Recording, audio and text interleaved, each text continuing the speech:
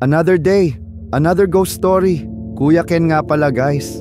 At ang kwento natin ngayon ay isa sa mga pinaka-nakatindig balahibong encounters na natanggap ko. At this time, may picture proof pa talaga guys.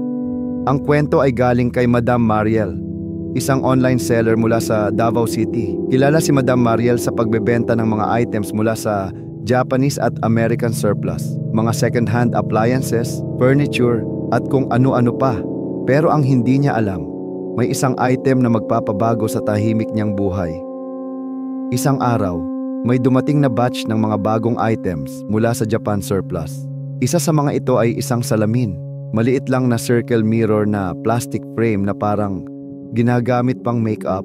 At dahil mukhang cute ito, binili niya. At kapag online seller, mostly binibenta lahat ng nabibili at ginagamit habang di nabebenta. Kaya agad itong pinost ni Madam Mariel sa kanyang online shop.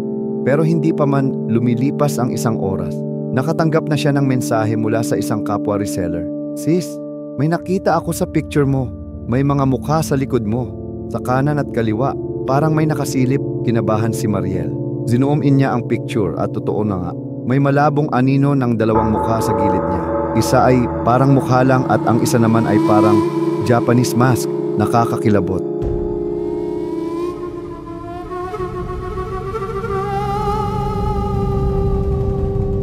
Dahil hindi rin agad nabenta ang salamin, ginagamit na lang ito ni Mariel tuwing nagme-makeup or skincare sa kanyang kwarto.